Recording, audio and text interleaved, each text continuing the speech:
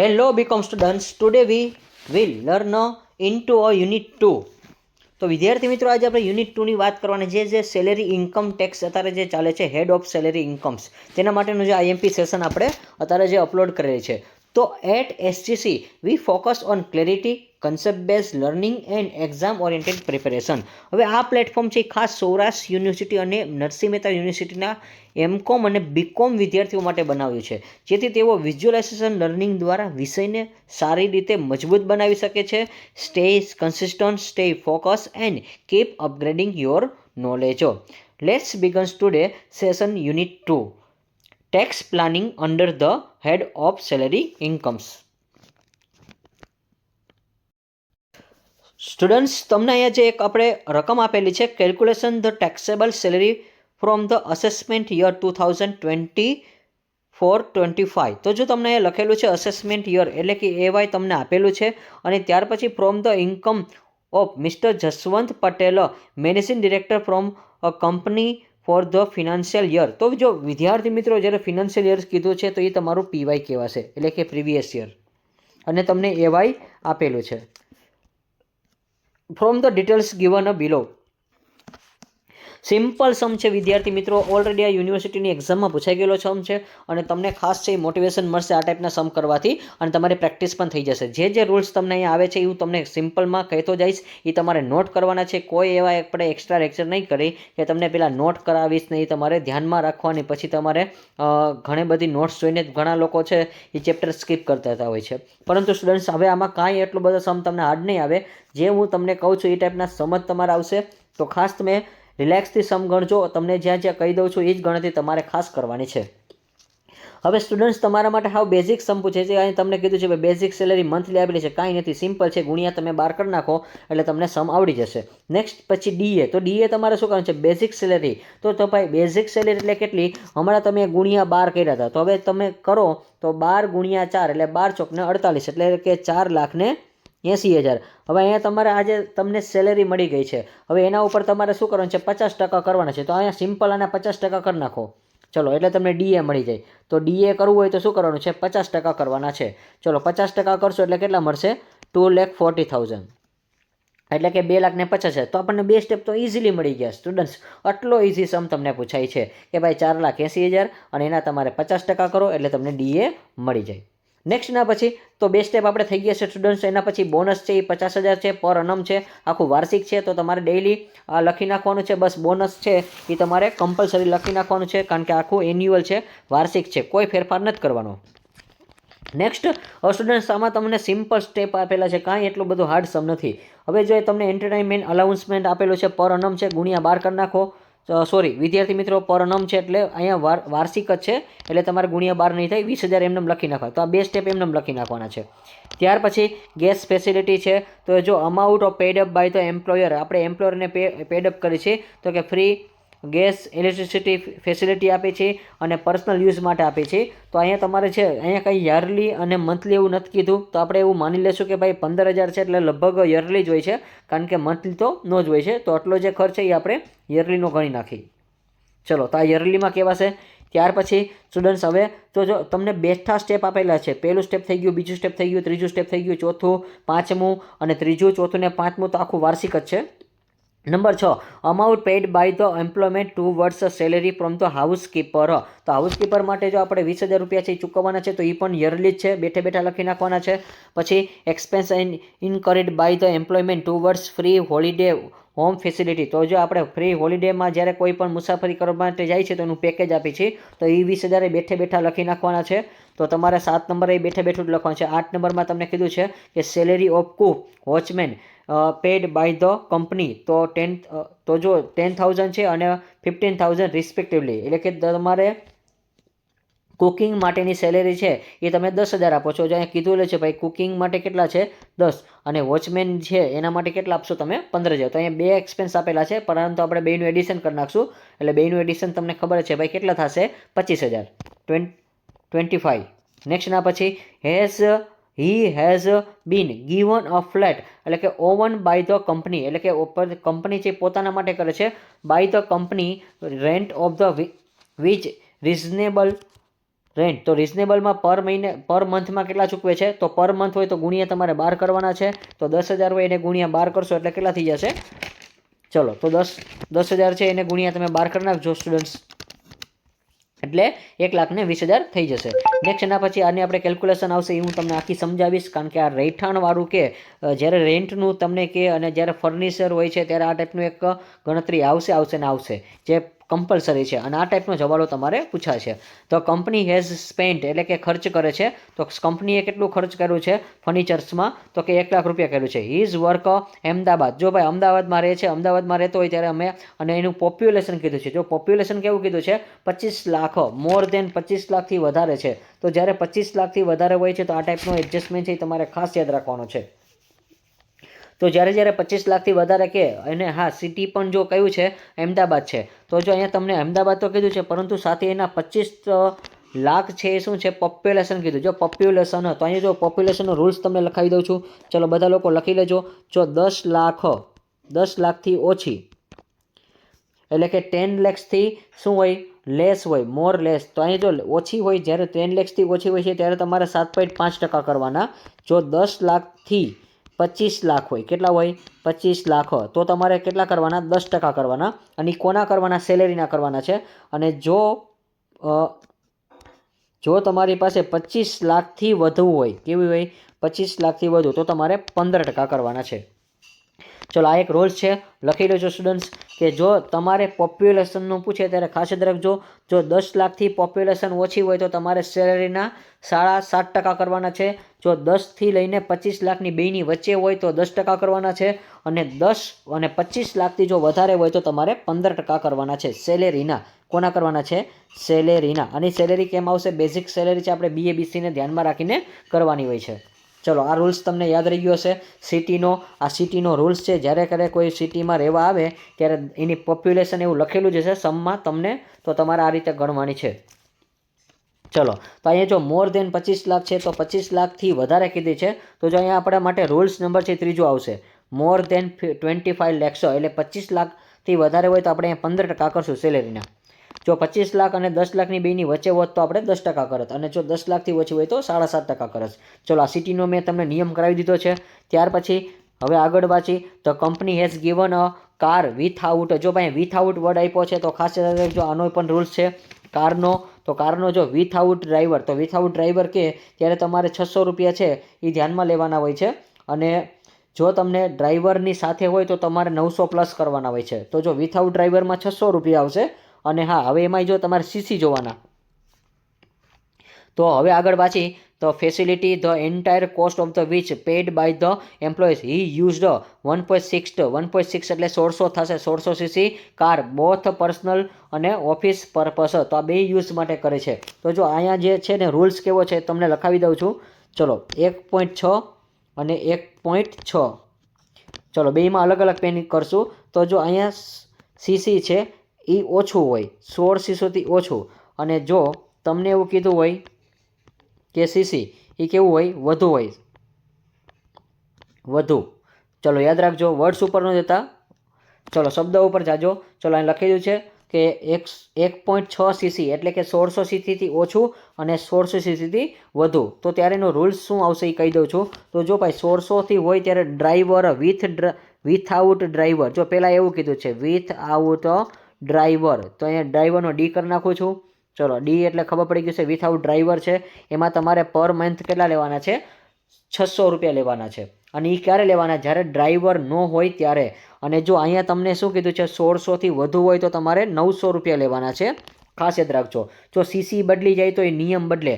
જો 1600 CCની ઓછું હોય ને તો તમારે કેટલા લેવાના? 600 રૂપિયા વિથઆઉટ ડ્રાઈવરમાં, અને જો 1600થી વધારે હોય તો 900 રૂપિયા લેવાના છે વિથઆઉટ ડ્રાઈવરમાં. ચલો પહેલો રૂલ્સ તમને બધાને આવડી ગયો હશે. હવે બીજો રૂલ્સ લખાવું છું, ડ્રાઈવર સાથે હોય ત્યારે. તો જો ડ્રાઈવર સાથે હોય ત્યારે શું કરવાનું છે એ પણ તમને કહી દઉં છું, કે ડ્રાઈવર સાથે હોય, તો ડ્રાઈવર સાથે હોય તો એના માટેનો રૂલ્સ શું છે? તો જો એને કહેવાશે વિથ ડ્રાઈવર. શું કહેવાશે? વિથ ડ્રાઈવર, તો ચલો ડ્રાઈવરનો ડી કરું છું. જો અહીંયા બે વસ્તુ સાથે હોય ને તો તમારે 600 તો લેવાના, પરંતુ એમાં એક્સ્ટ્રા છે 900 એ પ્લસ કરવાના, ટોટલ કેટલા થશે 1500. અને અહીંયા તમારે શું કરવાના, સેમ કે 900 તો હોય જ છે, પરંતુ વધારાના 900 છે એ પ્લસ કરવાના છે. આ રૂલ્સ છે. ચલો એટલે 900 918 થશે. એટલે મીન્સ કે જો ડ્રાઈવર સાથે હોય તો 1.6 સીસી ઓછું હોય તો તમારે ડાયરેક્ટ 1500 લેવાના છે. એ 1500 કેમ હોય મેં કીધું. અને જો 1.6 છે એમાં વધારે હોય સીસી, એટલે એનાથી વધારે હોય 1600. જો તમને એમ કીધું હોય ભાઈ 1.8 તો એ લગભગ 1600થી વધારે જ થાય. 1.8 એટલે કેટલા થશે 1800 સીસી. તો તમારે ડ્રાઈવરની સાથે એવું કીધું હોય તો તમારે 1800 રૂપિયા લેવાના છે. 1800 કેમ આવશે 900 વત્તા 900. ચલો આઈ હોપ કે આ રૂલ્સ તમે લખેલો હશે અને રૂલ્સને એક બે વાર તમે વાંચજો એટલે તમને આવડી જશે. ચલો તો અહીંયા જો તમને 1.6 સીસી જ કીધું છે એટલે એ ઓછું જ થશે. 1.6 એટલે શું થશે, એનાથી ઓછો થશે. તો અહીંયા તમારે 600 રૂપિયા છે એ ધ્યાનમાં લેવાના છે. અને અહીંયા જો તમને ચોખવટ કરેલી છે કે વિથઆઉટ ડ્રાઈવર, તો રૂલ્સ નંબર પહેલો જે મેં લખાવ્યો હતો એ આવશે. વિથઆઉટ ડ્રાઈવરમાં 600 રૂપિયા ધ્યાનમાં લેવાના છે. જો ડ્રાઈવર સાથે હોય તો 900 રૂપિયા એક્સ્ટ્રા પ્લસ કરવાના. ચલો નેક્સ્ટના પછી તો કંપની કન્ટ્રીબ્યુશન 1400 આપેલા છે કે basic salary approval provident fund. તો પ્રોવિડન્ટ ફંડમાં તમારે 14% કરવાના છે. પણ હા ખાસ યાદ રાખજો, પ્રોવિડન્ટ ફંડ તમને જ્યારે કહે ત્યારે 12%ની તમને છૂટ મળે. તો ખાસ યાદ રાખજો 12%ની શું મળે, તમને છૂટ મળે. તો તમારે 14% છે એમાંથી તમે 12 કરી નાખો બાદ, એટલે તમને કેટલા ટકા પે કરવાનું, તો હવે તમારે ટેક્સ છે એ માત્ર 2% ઉપર જ પે કરવાનો છે. ચલો નેક્સ્ટના પછી રૂલ્સ આ બધા ખાસ યાદ રાખજો.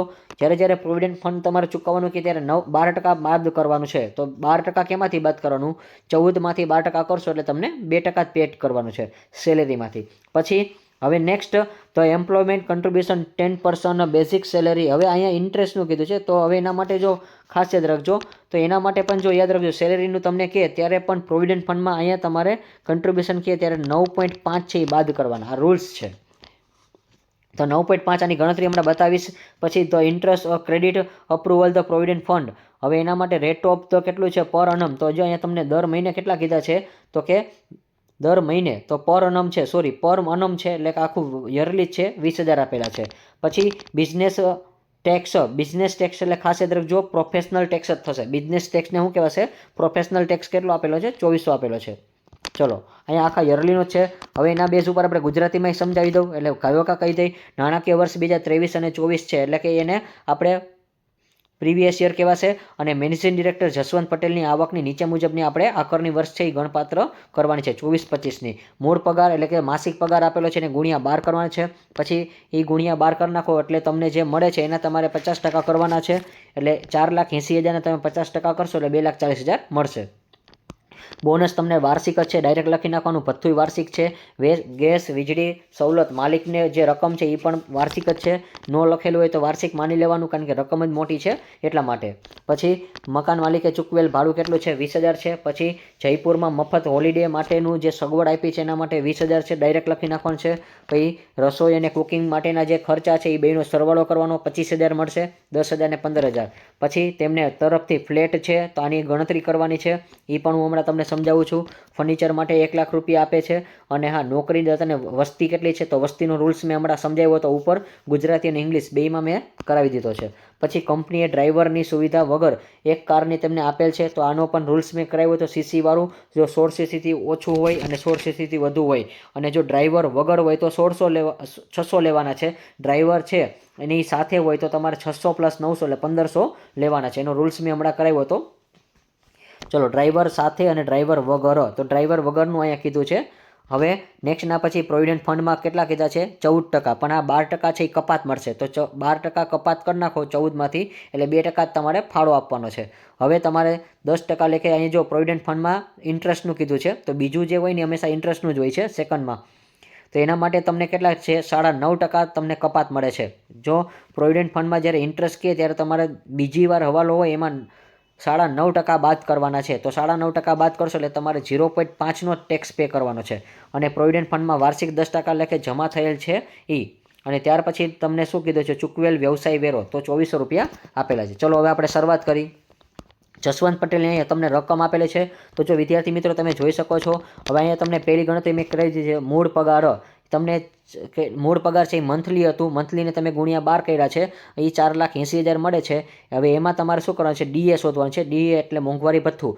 DNS અલાઉન્સ તો એ તમારે એના 50% કરવાના છે. ચલો અહીંયા લખેલું છે, તમે જોઈ શકો છો. મૂળ પગાર જે છે એને ગુણ્યા તમે 12 કરી નાખો એટલે તમને 4,80,000 મળી જશે. અને નેક્સ્ટ નાના તમારે શું કરવાના છે, 4,80,000 છે એના જ તમારે 50% કરવાના છે. ચલો એટલે તમને બીજું પણ વસ્તુ મળી જશે, DA. ચલો એટલે DNS અલાઉન્સ મળી જશે. ચલો સેમ બેમાં રકમ છે. બેઝિક સેલેરી તમને મંથલી છે તો એને ગુણ્યા 12 કરવાના છે અને એ તમારા થઈ જાય છે પછી એના 50% કરવાના છે. ચલો સ્ટુડન્ટ્સ, બીજો આપણે 3 નંબર જોઈ લઈ. તો જો 3 નંબરમાં શું કીધું છે ભાઈ, બોનસ છે એ પર અનમ છે, આઈ પર અનમ છે અને અમાઉન્ટ છે આ પણ પર અનમ છે. ત્યાર પછી નંબર જે 6 છે એ પણ આપણે જોઈએ. એટલે વિદ્યાર્થી મિત્રો, amount paid the employer towards the salary housekeeper, તો એમાં પણ 20,000 છે એ બેઠે બેઠા લખી નાખવાના છે. પછી 7 નંબર જે છે ફેસિલિટીવાળું, જયપુરની જે હોલિડે ફ્રી હોલિડે છે તો એ 7 નંબર સુધી 3થી લઈને 7 છે એ બેઠે બેઠી વસ્તુ લખવાની છે. 3 નંબર ગુજરાતીમાં બતાવી દઈ. બોનસ છે એ વાર્ષિક છે, ભથ્થું છે એ વાર્ષિક છે મનોરંજનનું. પછી ગેસ વીજળીની સવલત છે 15,000 છે. પછી માલિકે ચૂકવેલ રકમ છે પગારમાં ઘરઘાટી માટે 20,000 છે. પછી કંપનીએ ભોગવેલા ખર્ચ, ફ્રી હોમ ડિલિવરી, ફ્રી હોમમાં જ્યારે ફેરવાય છે ત્યારે 20,000. તો આ 7 3 નંબરથી લઈને 4, 5 ને 6 ને 7 એ બધી વિગત બેઠી લખવાની છે. જો બોનસ લખી નાખ્યું, મનોરંજન લખી નાખ્યું 20,000, અંગત વપરાશ માટે ગેસ જે છે, ગેસ ઇલેક્ટ્રિસિટી ફેસિલિટી આ બધું 15,000 લખી નાખ્યા. ઘરઘાટી માટે જે આપેલું હતું એટલે કે એમ્પ્લોયમેન્ટ ટુવર્ડ સેલેરી હાઉસકીપર તો 20,000 આપેલા છે. ફ્રી હોલિડે છે એ પણ આપણે બેઠું લખી નાખ્યું છે. તો જો બધી વસ્તુ બેઠી જ લખવાની છે. ક્યાં હવાલો આવશે એ તમને કહી દઈશ. હવે નંબર 7 બતાવી દઉં છું. તો નંબર 7 આપણે જોઈ લઈએ કે expense incurred by the company towards, એ થઈ ગયું છે આપણે સેલેરીવાળું. પછી નંબર 8 જોઈએ આપણે, સેલેરી ઓફ ધ કુકિંગ, તો કુકિંગના 10,000 છે અને વોચમેનના કેટલા છે 15,000. ચલો રસોઈ માટેના કેટલા છે એ ગુજરાતીમાં જોઈ લઈ. રસોઈ માટે તમને 10,000 આપેલા છે અને પગાર માટે કેટલા કીધા છે 15,000, રસોઈ માટે 10,000. ચલો આઈ હોપ કે આ તમને ખબર પડી ગઈ છે. ચલો તો હવે આપણે જો સમ જોઈ લઈ. તો માલિકને અહીંયા કહી દીધું છે 10,000 ને 15,000ની ગણતરી 25,000 કેમ આવ્યા છે. ચલો નેક્સ્ટ એના પછી નંબર જે 9 છે એ આપણા માટે ઇમ્પોર્ટન્ટ છે કે he has been given a flat કે ઓવન બાય, જો અહીંયા પોતાના પર્સનલ કંપની માટેનું યુઝ છે. પછી રેન્ટ ઓફ રિઝનેબલ રેન્ટ કેટલું છે સ્ટુડન્ટ્સ, તો રિઝનેબલ રેન્ટ છે એ પર અનમ છે, પર મંથ છે તો એને ગુણ્યા તમારે 12 કરવાના. અને ગુણ્યા 12 કરશો એટલે 1,20,000 મળશે. અને ફર્નિચરના તમારે કેટલા છે 1 લાખ રૂપિયા છે. અમદાવાદના પોપ્યુલેશન માટે રહે છે તો પોપ્યુલેશનનો મેં રૂલ્સ કીધો છે મોર ધેન 25 લાખ એટલે 15% કરવાના છે. સેલેરીના તમારે કેટલા ટકા કરવાના 15%. ચલો ગુજરાતીમાં બતાવી દઈ કે કંપની તરફથી એક ફ્લેટ મળે છે, કંપનીના માલિકનો છે અને જેનું ભાડું કેટલું છે માસિક 10,000 છે. તો ગુણ્યા તમે 12 કરશો એટલે મળી જશે. પાછળ જે ખર્ચ છે એ ફર્નિચરનો ખર્ચ કેટલો છે 1 લાખ છે અને અમદાવાદમાં 25 લાખથી વધુ વસ્તી છે. જો ગુજરાતીમાં કીધું છે. તો સિટીનો રૂલ્સ હજી એકવાર તમને કહી દઉં છું, જો ન ખબર હોય તો કે ભાઈ 10 લાખ છે એ ઓછી હોય, 10 લાખથી ઓછી હોય તો તમારે 7.5% કરવાના છે, 7.5%. ચલો જો 10 લાખથી 25 લાખ અને બેની વચ્ચે હોય તો તમારે 10% કરવાના છે અને 25 લાખથી વધુ કે તો તમારે 15% કરવાના છે. ખાસ યાદ રાખજો. તો આ યાદ રાખજો, 10 લાખથી ઓછી વસ્તી હોય, વસ્તી યાદ રાખવાની છે. 10 લાખથી ઓછી વસ્તી હોય તો નવા રૂલ્સ પ્રમાણે 7.5% છે. 10 લાખથી 25 લાખની બેની વચ્ચે હોય તો તમારે કેટલા લેવાના છે 10% લેવાના છે. અને જ્યારે 25 લાખથી વધુ પોપ્યુલેશન હોય તો તમારે 15% લેવાના છે. ચલો હવે આપણે હવાલો છે ગણી. તો જો અહીંયા તમને હવાલો આપેલો છે રહેઠાણની સવલતો કન્ડિશન આપણે જે છે એ 92,500 છે એ આપણે શોધવાના છે અને વર્કિંગનો નંબર 1 છે. ચલો તો વર્કિંગનો નંબર 1 જોઈ. રહેઠાણ ફ્લેટ, જો અહીંયા વર્કિંગનો નંબર 1 એવું લખેલું છે એને રેસિડન્સ ઓફ ફ્લેટ. હવે વ્યાજબી ભાડું આપણને 10,000 આપ્યું હતું મહિનાનું, તો મહિનાનું જે ભાડું હોય એને ગુણ્યા તમારે શું કરવાના છે 12 કરવાના છે એટલે 1,20,000 મળી જશે. હવે BABCના રૂલ્સ પ્રમાણે પગાર છે એવી આપણે ધ્યાનમાં લેવાનો. તો પગારમાં 15% શું કામ કર્યા, આનો રૂલ્સ હતો કારણ કે જો 7.5% ક્યારે આવે જ્યારે 10 લાખથી ઓછી વસ્તી હોય તો 10 લાખ અને 25 લાખ આ બેની વચ્ચે વસ્તી હોય તો તમારે 10% કરવાના અને 25 લાખથી વધારે કે તો તમારે 15% કરવાના. તો જો અહીંયા વધારે છે એટલા માટે આ રૂલ્સ લાગુ પડશે. હવે BABCનો નિયમ શું છે તો ભાઈ એક તો આપણે બેઝિક સેલેરી લઈ લેવાની છે. અલાઉન્સ છે પણ અહીંયા અલાઉન્સ ધ્યાનમાં નહીં લેવાય કારણ કે પર્સનલ યુઝ માટે છે એટલા માટે. પર્સનલ યુઝ માટે હોય તો અલાઉન્સ કોઈ દી ધ્યાનમાં ન લેવાય. તો આ પહેલું. પછી બોનસ છે અને મનોરંજનનું જે ભથ્થું છે એ આપણે ધ્યાનમાં લેવાનું છે. તો આ 3 વસ્તુનો તમે સરવાળો કરો એટલે તમારે આવી જશે. ચલો આ 3 વસ્તુ છે ઓલરેડી ઉપર અહીંયા લખેલી છે. ચલો સ્ટુડન્ટ્સ તમને બતાવી દઉં છું ક્યાંથી રકમ આવી છે. તો જો આપણે પહેલાં શું આવશે, બેઝિક સેલેરી 4,80,000 આવેલા છે. પછી અહીંયા અલાઉન્સ આપણે ધ્યાનમાં નથી લેવાનું કારણ કે એ પર્સનલ યુઝ માટે છે એટલા માટે. પછી 4,80,000 તમે સરવાળો કરજો કેલ્સીમાં. પછી બોનસ, તો બોનસ તમને 50,000 આપ્યું છે. અને ત્યાર પછી તમને જે વસ્તુ આપી છે એન્ટરટેનમેન્ટ, તો આ બધી ત્રણેયનો સરવાળો કરશો એટલે 5,50,000 મળશે. 4,80,000, 50,000 ને 20,000 આનો સરવાળો કરશો એટલે 5,50,000 મળશે. હવે અહીંયા પોપ્યુલેશન કેટલું હતું, 25 લાખથી વધારે, તો આના 15% કરો. ચલો આના 15% કરશો એટલે તમને આન્સર મળશે 82,500. ચલો અહીંયા રકમમાં આપેલું છે તો 82,500 કેમ આવ્યા છે મેં કીધું છે. જો અહીંયા 15% વાળી આપણે ગણતરી કરી છે. 15% શું કામ આવ્યા એ રૂલ્સ છે સ્ટુડન્ટ્સ, આ યાદ રાખજો. મેં તમને કરાવ્યું છે પોપ્યુલેશનનો રૂલ શું છે, 7.5% ક્યારે આવે, જ્યારે 10 લાખથી ઓછી વસ્તી હોય તો તમારે 7.5% કરવાનું છે. 10 લાખથી 25 લાખ બેની વચ્ચે હોય તો તમારે 10% કરવાના છે. અને જો તમારી પાસે પોપ્યુલેશન 10 લાખથી વધારે હોય તો 15% સેલેરીના કરવાના છે, BABCના. અને હા, વધારાનો જે ખર્ચ છે આપણે જોઈશું. તો જો વધારાના ખર્ચ છે એમાં આપણે જોઈ તો 1 લાખ રૂપિયા અહીંયા જે છે, જો અહીંયા 1 લાખ જે છે એ ફર્નિચરના છે. જો હવે સ્ટુડન્ટ તમને બતાવી દઉં, ગુજરાતીમાં બતાવી દઉં છું એટલે ઇંગ્લિશમાં બધાને ખબર પડી જ ગઈ હશે.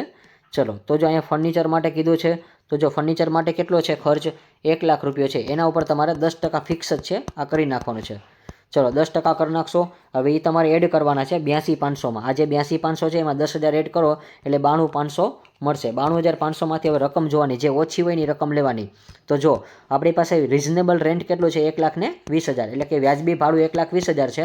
અને સામે આપણે કેટલો છે એક્સપેન્સ, ફેસિલિટી વેલ્યુ કેટલી છે આપણી પાસે, 92,500. તો આ બેમાંથી ઓછું કોણ છે, તો આ બેમાંથી ઓછી રકમ છે 92,500, એટલે આપણે એ રકમ લેવાની છે. ચલો વર્કિંગ નોટ નંબર 9 અહીંયા મળી ગઈ છે. જો અહીં લખેલું છે વર્કિંગ નોટ નંબર 1, 92,500 ક્યાંથી આવ્યા છે આપણે ગણતરી કરી છે. મોટર કારની સવલત છે, તો જો મોટર કારમાં આપણે જોઈ લઈ, કંપનીએ ડ્રાઈવરની સુવિધા વગર, જો અહીંયા લખ્યું છે સુવિધા વગર છે, સુવિધા વગર હોય ત્યારે 600 રૂપિયા જ લેવાના છે, ખાસ યાદ રાખજો. અને 900 હવે સંપૂર્ણ ખર્ચ કર્મચારી પાત્ર ચૂકવવાનું છે. અને 1.6 cc વાળી અંગત ફર્નિચર બંને હેતુ માટે કરે છે. તો જો અહીંયા પર્સનલ યુઝ માટે કરે છે. તો આજે 1600 ccથી ઓછું છે, તો આનો રૂલ્સ તમને કીધો તો સેમ ઇંગ્લિશમાં પણ એકવાર કહી દઉં છું કે ભાઈ કાંઈ નથી આમાં. તો company has given a driver without facility, without driver facility છે એટલે ડ્રાઈવર વગર છે એ કંપનીનો જે કોઈ કર્મચારી હકાવે છે, 1.6 ccનું એનું એન્જિન છે એટલે 1.6 cc ઓછું છે તો તમારે 600 રૂપિયા લેવાના છે, બીજું કાંઈ નથી. એ 600 એનો રૂલ્સ છે, એ મેં તમને શરૂઆતમાં કરાવ્યો તો એ તમારે લખી લેવાનો. ચલો તો જો અહીં 600 ગુણ્યા 12 કરી નાખો એટલે દાખલો પૂરો, એટલે મીન્સ કે કાર ફેસિલિટી આપણે પતી જાય 600 ગુણ્યા 12.